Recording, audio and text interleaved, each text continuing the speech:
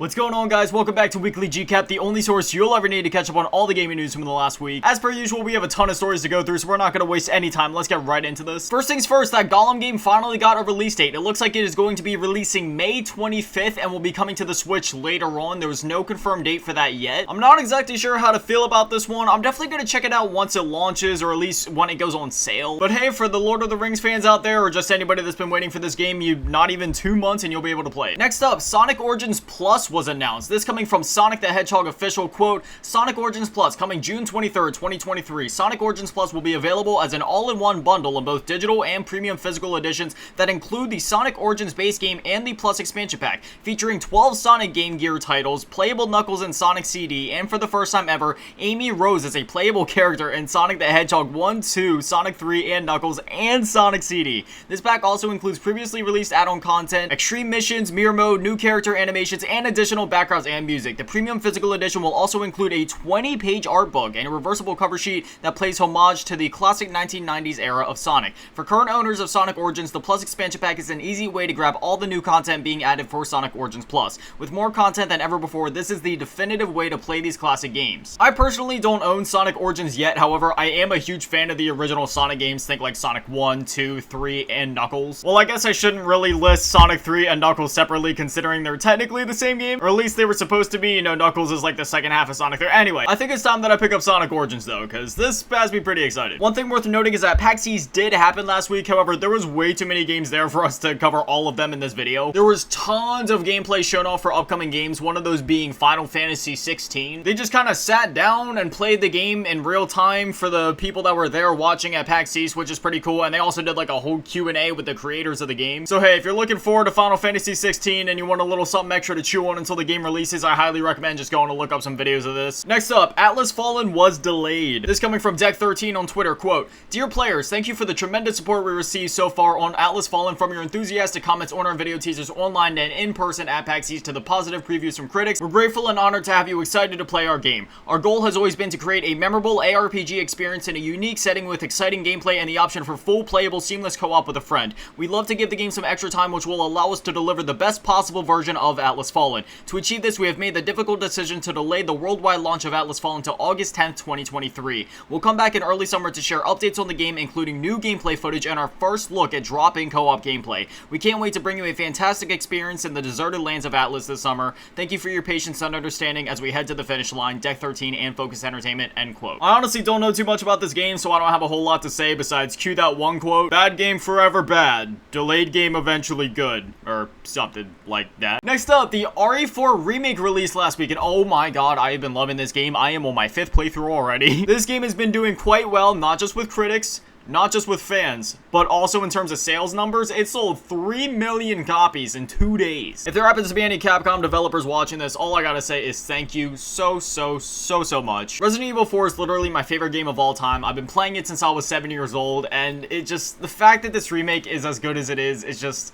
I literally don't even know what to say. Like, the whole time I was playing the game and the whole time I've been replaying the game, it's making me feel like a little kid again. I literally cried tears of joy the first time I played the game and I heard all the different soundtracks, especially when I got to the typewriter and heard that theme for the first time and you heard like the classic notes still ringing out in the background. I genuinely shed tears of joy. So if there happens to be any Capcom developers watching this, just thank you so much for allowing me and, you know, millions of other people around the world to be able to re-experience our childhoods and other nostalgic parts of our lives again. And not just that, but now a whole new generation of people and kids that haven't gotten to play the game before are going to get to experience it, and it's just, that makes me feel so good, man. But like I said, Resident Evil 4 is literally my favorite game of all time, and this remake, this isn't an exaggeration, but the remake is honestly tied with the original as my favorite game of all time now. It is just, I love it so much. I won't say anything else just to avoid spoilers, but if you haven't played the game yet, or if you were thinking about getting it or weren't too sure, trust me, it is worth every penny. I would have paid more if I was able to. Next up, there is a new Teenage Mutant Ninja Turtles game in development called The Last Ronin. This coming from Polygon, quote, Beloved TMNT graphic novel The Last Ronin is becoming a video game. Teenage Mutant Ninja Turtles The Last Ronin is inspired by big action RPGs like God of War, and when they say God of War, they're talking about like God of War 2018. Like the comic, The Last Ronin video game adaptation will be a darker, more mature take on the typically colorful Ninja Turtles, end quote. I remember reading this comic when it first released just a couple years ago, and it was actually amazing. So seeing this adapted into a video game form will,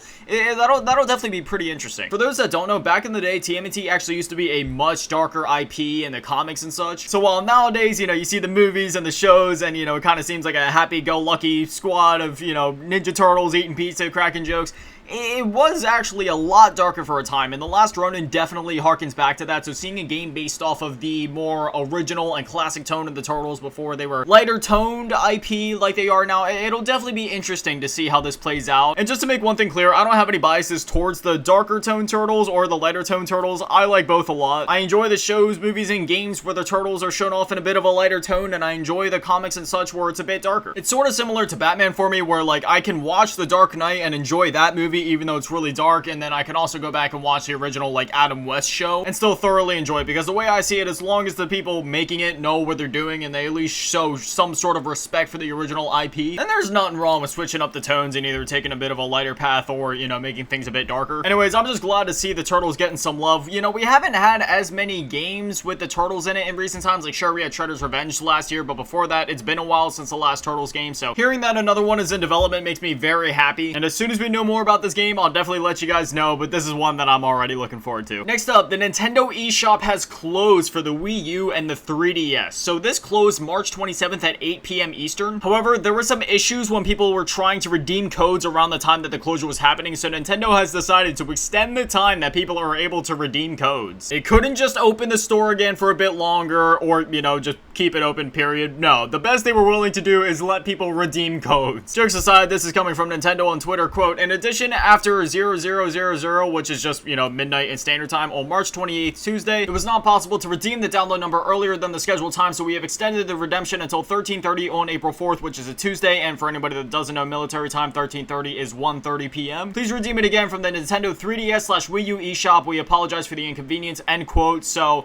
let me just say, if you have any codes left to redeem on Wii U or 3DS, just make sure you do it before April 4th. Heck, if I were you, I'd pause this video and go do it now, honestly, so you don't forget, because that's definitely not something you want to miss out on. If you missed the chance to do it now, well, that's it. You'll never have the chance again, so please make sure that you do that. Next up, Dolphin is coming to Steam. This coming from Overclock 3D, quote, "We are pleased to announce our great experiment Dolphin is coming to Steam. Our store page is now live and you can visit it with the handy widget below. However, due to how Steam works, you won't be able to download the emulator through Steam just yet. Feel free to wishlist us to be notified when Dolphin is available to download on Steam. When we launch on Steam, we'll have a feature article detailing the process and features of the Steam release. We're pleased to finally tell the world of our experiment. This has been the product of many months of work and we look forward to getting it into users' hands soon," end quote. So for those of you that don't know, Dolphin is the emulator for GameCube and Wii, and even though Dolphin is already on PC, this will just make it more easy and convenient for people to get their hands on it, and it'll also help bring it to more people's attention that may not have known about it before, so more people will be able to try it out, especially for those people that use like a Steam Deck, for example, that don't necessarily feel like tampering with their system to acquire the emulator through other means and would rather have an official way to run it. Now that I think of it, the Steam Deck will now not only be a portable PC gaming machine, but this means it will also be a portable Wii and a portable GameCube as well. I mean, I know it technically was before because you can already download Dolphin on there through other means that aren't necessarily official, but like, we're talking officially here. Like, through Steam's page, you'll be able to have a portable Wii and a GameCube. I just think that's awesome. I've been considering buying a Steam Deck for a while now, but this honestly just guaranteed that I'll be getting one. Next up, now this story was really interesting. So, Gran Turismo 4 cheat codes were discovered 20 years later. This coming from Nenkai on Twitter, quote, "So many years and this game still holds surprises. GT4 does actually have cheat codes," and then it points down to a picture down below, and then there's like this entire thread of cheat codes for things like in-game currency, passing license tests, getting gold on license tests and events. One thing to note though, this only works if 365 in-game days have passed, so it definitely takes some time and dedication for these to become available, but this just blew my mind. I don't know if it's more surprising that it took 20 years to find, or the fact that somebody went back after 20 years to find it. Then again, somebody did that recently for Punch-Out and found that co-op mode that was hidden behind a cheat code, and that game has been out for, way longer, so anything is possible at this point. I miss when cheat codes were in games, man. Like, nowadays, everything that used to be locked behind fun cheat codes is usually paid DLC now. I'll stop myself before I go on that whole tangent, but I just thought that this story was pretty cool. Next up, Multiversus is shutting down. So, this coming from Gamatsu, quote, "The Multiversus open beta that began on July 26, 2022 will close on June 25th, 2023, ahead of the free-to-play free-to-play platform fighting games full launch in early 2024. Publisher Warner Bros. Games and developer Player First Games announced, end quote. So while the game isn't technically like shutting down for good like we've seen with other games lately, like for example Rumbleverse, it will be closing down for an extended point of time, and just, you know, nobody will be able to play the game, which, you know, that kind of sucks. Even though this game technically only is in beta, it is still kind of already a live service. You know, there was like a battle pass and other things that you can pay for, but now they're just kind of shutting it down for an extended period of time. So if it closes June 25th and it's opening again early 2024, we're looking at anywhere from like 6 to 9 months until they'll be able to play the game again. So my heart goes out to anybody that was like paying for battle passes or skins, or, you know, felt deeply attached to this game in any way, because again, even though this is technically only a beta, you know, most games like this, like for example, I think of other games like Splitgate or Fortnite, you know, they just kind of go from beta into full release and then that's that. But they're just kind of closing the game down for like anywhere from half a year to almost a full year before anybody will be able to play it again. I don't know, we still have about 3 months before the beta closes down, so get your Multiversus matches in while you can. And for our next story, Ubisoft will be skipping E3. This coming from Video Games Chronicle, quote, in a statement issued to VGC, the company said it has now decided to move in a different direction and will instead be holding its own Ubisoft Forward live event on June 12th in Los Angeles. E3 has fostered unforgettable moments across the industry throughout the years, a spokesperson told VGC. While we initially intended to have an official E3 presence, we've made the subsequent decision to move in a different direction and will be holding a Ubisoft Forward live event on 12th June in Los Angeles. We look forward to sharing more details with our players soon, end quote. This honestly makes me kind of sad, because there's been tons and tons of different companies and publishers dropping out of E3 lately, and the saddest part is that they're not just dropping out of E3, they've also announced their own live events, which kind of just goes to show that these companies don't really need E3 anymore. And you best believe this has sparked up a ton of conversation online about, like, do we actually need E3 anymore? And I'm gonna be honest, no, we don't really need E3 anymore, because for most of these companies, you gotta see it from their perspective. Would they rather spend probably millions of dollars to reserve a spot at E3 to announce their games, or would they rather save all of that money and instead just click a few buttons on OBS and get their own live stream going and announce their games that way? Like, I honestly do still believe that there is a place for E3, whether we're talking in a physical sense or a digital sense, like through live streams. Like, I do believe that there is a place for E3, especially if we're gonna sit here and say that there's still a place for like Summer Games Fest and the Game Awards at the end of the year, then yeah, I would say that E3 also still does have a place. However, from companies and publishers' perspectives, again, it's like, does it really have a place? I mean, we can just do this ourselves, right? Or at least that's what I'm assuming that their perspective is on this. I mean, if they would go to E3, I feel like it would kind of help in a general marketing sense, because, you know, you already got all the people huddled into the E3 building there. You already got all the people in the E3 live streams watching this thing. So you got the general audience that just wants to see games,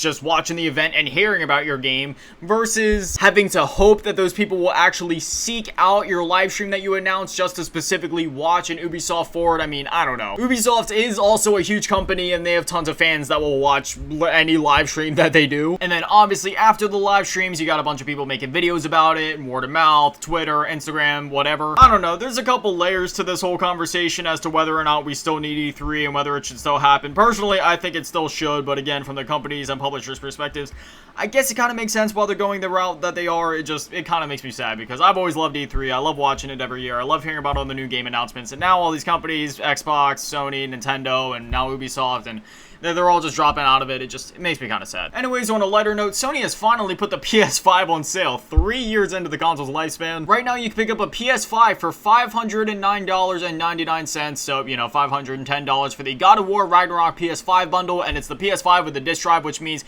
you're essentially just getting a PS5 with God of War for only an extra $10, which is honestly an amazing deal right there. I never thought this console was gonna go on sale, let alone actually just be readily available on store shelves, but here we are. If you like PS5s and you like God of War and you were waiting to pick one up, well then now would definitely be the best time to do so. And for our next story, we finally got a decent look at Zelda Tears of the Kingdom. Nintendo held an event where they showed off some Zelda Tears of the Kingdom gameplay. It was about 13 minutes long, and the game honestly looks fantastic. I didn't watch too much of it for spoiler's sake. I like to go into games as blind as possible, and half the time I don't even watch trailers anymore. Anyway, at the end of the event, they also showed off a special edition Zelda Switch, which I'll put a picture up on the screen for you right now.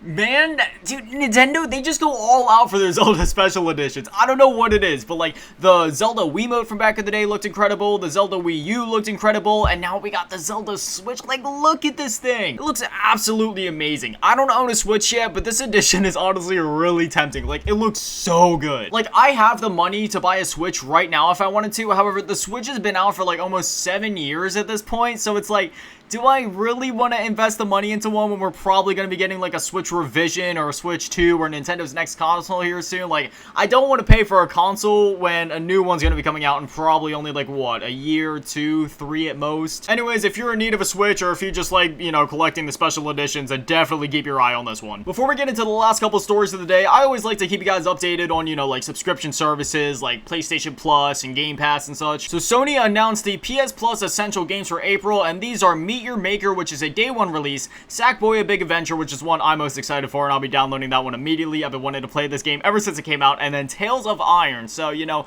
for most people, this doesn't look like a spectacular month. However, I'm the type of guy where I'm always trying new stuff. I'm always trying new games. And considering that one of these is a day one release, I'll definitely be checking it out. Gonna hit you guys with the quick weekly warning as usual. We're about to dive into the whole Microsoft Activision acquisition drama. Thankfully, this week, it isn't necessarily drama. It's actually good news for the acquisition. So both of these are pretty huge. They're technically two different stories, but we're just kind of gonna like lump it into one. So the first one, the CMA approved the Microsoft deal. This coming from Video Games Chronicle, quote, UK regulator now says Microsoft Activision merger won't significantly lessen competition in console gaming. While the CMA originally believed that making Call of Duty exclusive to Xbox could be commercially beneficial for Microsoft, it said that new data it has received indicates that this strategy would be significantly loss-making under any plausible scenario. I would talk about that or add on to it, but I'd just be rephrasing things that I've already said before. This was exactly what I was saying back when they were trying to push back on the deal and they were trying to block it. But at the very least, the CMA finally approved it, so, you know, that's really good news for Microsoft, because this was like their biggest roadblock yet. That definitely has to sting for Sony, though, because this is just another regulator that has approved the deal. So I wonder what's going on at Sony right now, or what's going through their heads. We haven't heard too much from them in a good week or two, so I'm not sure if they have something up their sleeve or if they're just staying kind of silent on the situation for now. I'm sure we'll have more to talk about next week, though. That seems to be the pattern so far, at least. If they're silent for one week, then they're going to be even louder in the next. And then for our final story of the day, which kind of ties into the previous one, Japan has approved the Microsoft deal. This again coming from Video Games Chronicle, quote, Japan's competition regulator has concluded that it has no issue with Microsoft's proposed acquisition of Activision Blizzard and will not be blocking the deal. The Japan Fair Trade Commission has published a statement in which it says it has reviewed the transaction and reached the conclusion that it is unlikely to result in substantially restraining competition in any particular fields of trade. It added that it has notified the parties that the JFTC, which is the Japan Fair Trade Commission, said the deal didn't violate any of its anti-competition legislators, saying the integration falls under the safe harbor criteria for vertical business combinations, end quote. So yeah, once again, I really don't have anything to say or add on to this. I mean, this is good for Microsoft and their Activision acquisition, of course. But again, the one thing I really want to know is what's happening over at Sony right now. Are they panicking? Are they thinking about, you know, signing some sort of agreement or deal with Microsoft? Or maybe they could be working on something to try to take Microsoft to court again? I really don't know what could be happening. But once again, as usual, I'm sure I'll have an update on this story for you guys next week. But yeah, that's all the stories I got for you guys this week. Now I want to hear from you guys. What do you think about everything we talked about this week? Whether it's Ubisoft skipping E3 or the new Zelda gameplay. Have you been playing RE4 Remake, and are you excited for the new Turtles game? Will you be checking out Dolphin on Steam, and what are your thoughts on the whole Microsoft Activision acquisition? As always, whatever it is, I'd love to hear from you guys. Anyways, this is Weekly GCap. New episodes go up every single Friday at 9 a.m. Eastern, so if you want to catch them as soon as they go live, well then, now you know when to be here. Anyways, I'll see you guys back here next week for the next episode of Weekly GCap. Thank you guys for watching. Have an amazing day and an amazing weekend. Stay beautiful. I love you all. Peace.